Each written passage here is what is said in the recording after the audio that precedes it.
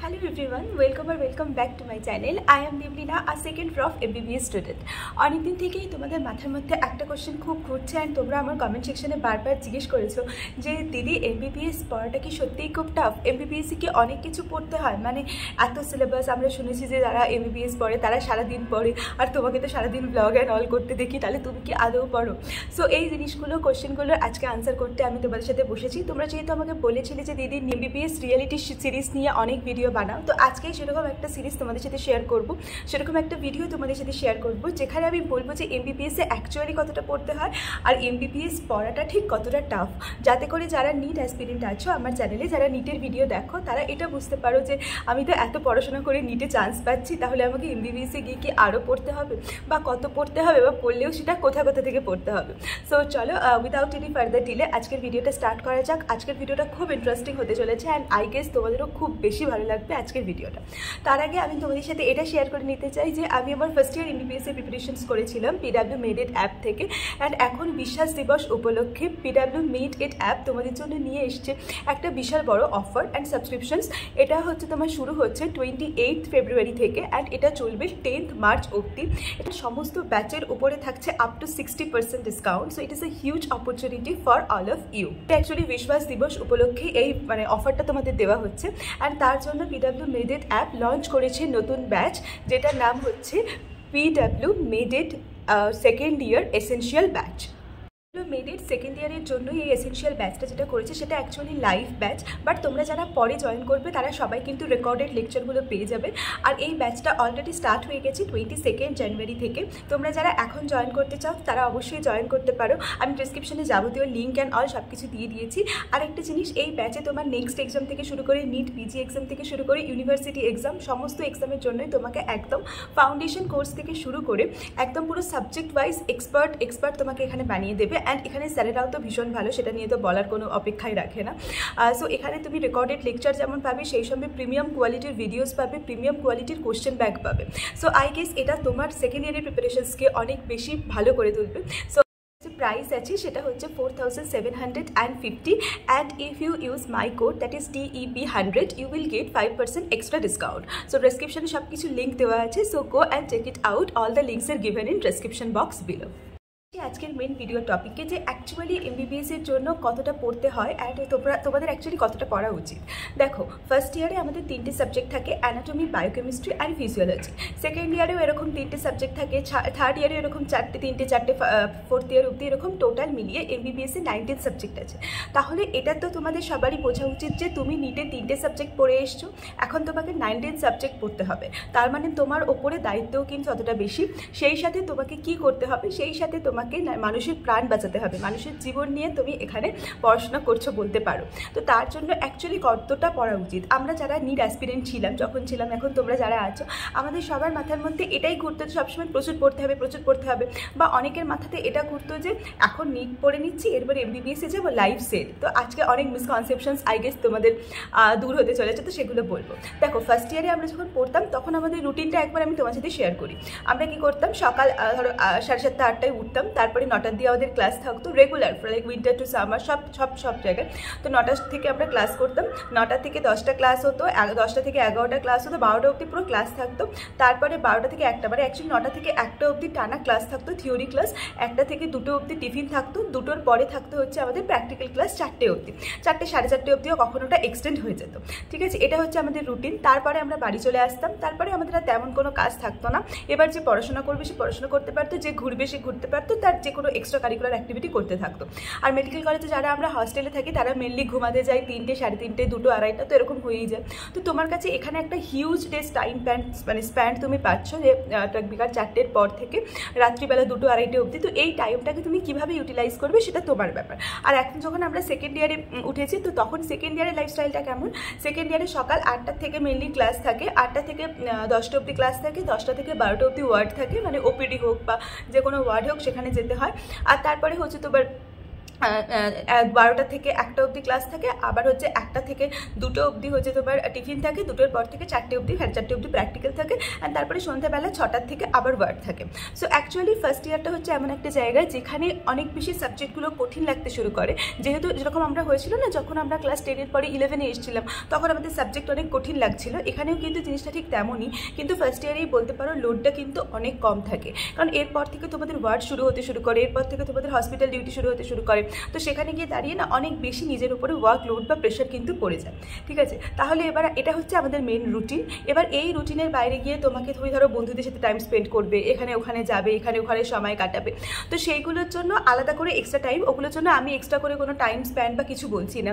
তো অ্যাকচুয়ালি তোমার তাহলে কতক্ষণ পড়াশোনা করা উচিত তুমি যদি একজন মেডিকেল স্টুডেন্ট হও?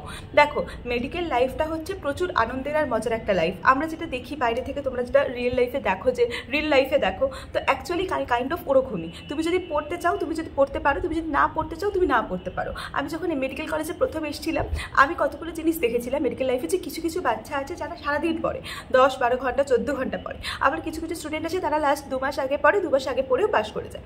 ঠিক আছে, বাট আমার মানে এটা তো আমি দুটো এক্সট্রিম স্টুডেন্টদের কথা তোমাদের বললাম, বাট অ্যাকচুয়ালি অরিজিনালি আমাদের কি করা উচিত বা একটা হেলদি লাইফস্টাইল লিড করবার জন্য আমাদের কি করা উচিত? আমাদের পার ডে 2 থেকে 3 ঘন্টা পড়াশোনা মানে করা উচিত, যেটা ফার্স্ট ইয়ারে আমি সত্যি বলছি তোমাদের মনে হচ্ছে এখন যারা নিট অ্যাসপিরেন্ট 16 ঘন্টা 17 ঘন্টা পড়ছো তাদের মনে হচ্ছে পার ডে 2-3 ঘন্টা পড়াশোনা করা কি আর বড় ব্যাপার। আমারও মনে হতো যে পার ডে 2-3 ঘন্টা পড়াশোনা করার কি বড় ব্যাপার, কিন্তু যখন আমি এমবিবিএসে এলাম, যখন একটা একটা করে অনুষ্ঠান, ফেয়ারওয়েল, কনভোকেশন, ফ্রেশার্স, ফেস্ট, যখন এরকম একটা একটা অনুষ্ঠান আসতে শুরু করলো, তখন সত্যি বলছি পার ডে 2 ঘন্টা পড়াশোনা মেনটেন করাও খুব টাফ হয়ে দাঁড়াতে শুরু করলো। ঠিক আছে, তো সেই জন্য পার ডে 2 ঘন্টা 3 ঘন্টা পড়াশোনা করা ইজ ভেরি ইম্পর্টেন্ট, মানে অ্যাকচুয়ালি দরকার। পার ডে 2-3 ঘন্টা করে যদি তুমি পড়াশোনা করো, আমি বলতে পারি যে তোমার এমবিবিএস লাইফ মানে ঠিক আছে, কোনো অসুবিধা নেই। তুমি রেগুলার ক্লাস করছো, রেগুলার ওয়ার্ড করছো, তার সাথে সাথে পার ডে যদি 2-3 ঘন্টা 4 ঘন্টা, ঠিক আছে, এনাফ, মোর দ্যান এনাফ হয়ে যায়। ঠিক আছে, এবার দেখো যখন এক্সাম আসবে, মেডিকেল কলেজে কিন্তু প্রচুর এক্সাম থাকে, যেমন ধরো আমাদের ধরো উইকলি টেস্ট থাকে, মান্থলি টেস্ট থাকে, সারপ্রাইজ টেস্ট থাকে, একটা চ্যাপ্টার শেষ হলো, সেই চ্যাপ্টার স্যারের যদি মনে হয় স্যার এক্সাম নিতে পারেন সেই চ্যাপ্টারে। এছাড়াও তোমার সেমিস্টার আছে, ধরো 3 মাস ছাড়া ছাড়া সেমিস্টার হয় আমাদের। অ্যাকচুয়ালি এখন তো সেমিস্টার সিস্টেম না, এখন ইন্টারনাল অ্যাসেসমেন্ট সিস্টেম, তো 3 মাস ছাড়া ছাড়া ইন্টারনাল অ্যাসেসমেন্ট সিস্টেম আছে, তো এক্সাম হয় সেখানে, এক্সাম হলে বসিয়ে এক্সাম হয় প্রপারলি, একটা প্রফ আছে বছরে। এই এক্সামগুলোর সময় তুমি যদি একটু একটু করে পড়ো, ধরো তোমার সাবজেক্ট ওয়াইজ টেস্ট হচ্ছে, একটা সাবজেক্ট তোমার একটা ধরো সাবজেক্ট ওয়াইজ না, চ্যাপ্টার ওয়াইজ টেস্ট, একটা চ্যাপ্টারে তোমার টেস্ট হচ্ছে, সেই চ্যাপ্টারটা তুমি যদি পড়ে নাও তাহলে তো তোমার হয়ে গেল। এরকম করে ছোটো ছোটো ছোটো ছোটো করে না মেডিকেল কলেজে পড়াশোনা এগিয়ে রাখতে হয়, এটাই হচ্ছে মেন ব্যাপার। প্রফের সময় তো তোমাকে পড়তেই হবে। আমার যদি প্রফের ভিডিওটা তোমরা কেউ না দেখে থাকো, আমি ডেসক্রিপশনে লিঙ্ক দিয়ে দেবো, সেটা দেখে নিও তোমরা। তো প্রফের সময় মেনলি কী হয়, 12-14 ঘন্টা 15 ঘন্টা পড়তে হয়। আমাদের এরকমই হয়েছিল অনেক সময়, প্রফের সময় 2 ঘন্টা 3 ঘন্টা আধা ঘন্টা ঘুমিয়ে আমরা এক্সাম দিতে গেছি। তো এটা কিন্তু খুব কমন, খুব স্বাভাবিক ব্যাপার যে তুমি প্রফের সময় কম ঘুমাবে, কারণ তোমাকে ওই টাইমে গোটা এত বড় সিলেবাসের সবটা তোমাকে পড়ে যেতে হবে, তো অফকোর্স সেটা তো বেশি দরকারি। তবে আমি একটা কথা বলবো যে মেডিকেল কলেজে পড়াশোনা তো অনেক আছে, সেই সাথে যারা ফার্স্ট ইয়ারে এসছে সবে, তাদের জন্য বলবো নিজের ফার্স্ট ইয়ারটাকে বা নিজের কলেজ লাইফটাকে শুধু পড়াশোনা করে নষ্ট করো না। মেডিকেল কলেজে এক্সপ্লোর করার মতো অনেক জিনিস আছে। আমার ট্রাইপডটা একটু নড়ে গেছিলো। তো মেডিকেল কলেজে এক্সপ্লোর করার মতো অনেক জিনিস আছে, যেগুলোকে এক্সপ্লোর করো, যেগুলো ভালোভাবে কারো। কারণ নিটের সময় সত্যি আমরা সবাই অনেক খেটে তবে একটা মেডিকেল কলেজে আসি, তো আমার মনে হয় যে একটু মজা করা, আনন্দ করা তো সবার দরকার। একদম পড়াশোনা করো না, যে মজাগুলো আছে সেগুলো এনজয় করো, মজা করো। পড়াশোনা তো সারা বছর করতে হবে, সারা জীবন করতে হবে। মেডিকেল কলেজে যখন এসছো, মেডিকেল প্রফেশন যখন চুজ করেছো, তখন তোমার কাছে পড়াশোনা করা ছাড়া আর কোনো অপশানস নেই, এটা মনে রেখো। সেই সাথে তোমার মেন যে উদ্দেশ্যটা কি, যে তোমার আসল উদ্দেশ্যটা কি, তুমি ডাক্তার হবে ভালো, তো তার জন্য অবশ্যই ওয়ার্ডে যাও, হসপিটালে যাও, নিজের মেডিকেল কলেজটাকে আগে খুব ভালো করে চেনো। ঠিক আছে, আমার মনে আছে আমার যেদিনকে ফার্স্ট মেডিসিন ওয়ার্ড ছিল, তো মেডিসিন ওয়ার্ডে গেছিলাম। তো মেডিসিন ওয়ার্ডে যাওয়ার পরে স্যার বলেছিলেন যে ওয়ার্ড তো পরে করবি, আগে নিজের মেডিকেল কলেজটাকে ভালো করে জান। তো নিজের মেডিকেল কলেজটাকে ভালো করে জানাটা খুব ইম্পর্টেন্ট। নিজের কলেজ, ঠিক আছে, তার প্রত্যেকটা কোনায়, তার কোথায় কোন ডিপার্টমেন্ট আছে, কোথায় কোন কী আছে, সেটা জানাটা খুব বেশি দরকার। ধরো কোথায় সাইকিয়াট্রিক ওয়ার্ড, কোথায় তোমার মেডিসিন ওয়ার্ড, কোথায় সার্জারির জন্য হয়, কোথায় পেডিয়াট্রিক্স ওয়ার্ড, কোথায় মাতৃমা। নিজের কলেজের এই জিনিসগুলো আগে ভালো করে জানার চেষ্টা করো। তারপরে ওয়ার্ডে যাও, দাদাদের সাথে থাকো, দাদাদের থেকে কাজ দেখো, দিদিদের কাছে যাও, দাদাদের কাছে যাও, বলো গিয়ে কাজ শেখাও আমাকে একটু। এই জিনিসগুলো খুব ইম্পর্টেন্ট, ঠিক আছে।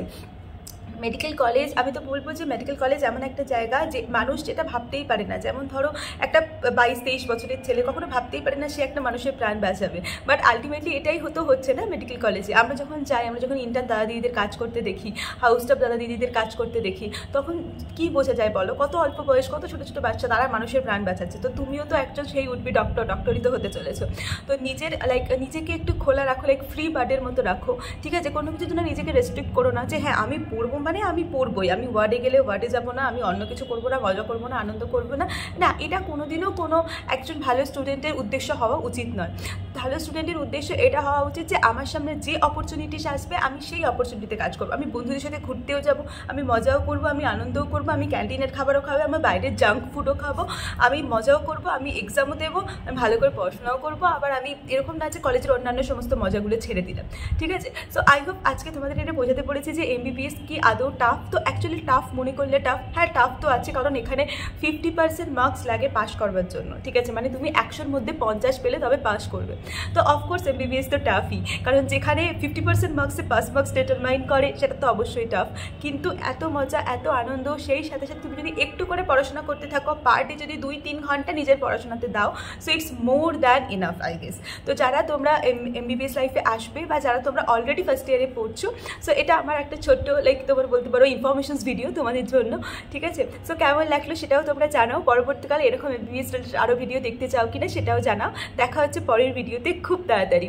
আজকের ভিডিওটা আমি খুব তাড়াতাড়ি করে শ্যুট করেছি, অ্যাকচুয়ালি আমার ক্লাস আছে, ওয়ার্ড আছে, তো যত দিন যাচ্ছে, ফার্স্ট ইয়ারে অনেক ইজি শিডিউল ছিল বা অনেক টাইম বেশি ছিল, সেকেন্ড ইয়ারে যত উঠেছি তত টাইম আস্তে আস্তে কমতে শুরু করছে, বাট আমি চেষ্টা করবো যত দিন পারবো ইউটিউব চ্যানেলটাকে কন্টিনিউ করে যাওয়ার, কারণ সত্যি এরকম হয়, আমি অনেক দাদা দিদিকে দেখেছি যারা ফার্স্ট ইয়ারে ইউটিউব চ্যানেল খুলেছিল, তারপরে আস্তে আস্তে গ্র্যাজুয়ালি কন্টিনিউ করতে পারেনি, ডিউ টু এক্সাম প্রেশার হোক, ডিউ টু পড়াশোনার প্রেশার হোক, বা যে কোনো পার্সোনাল রিজন হোক।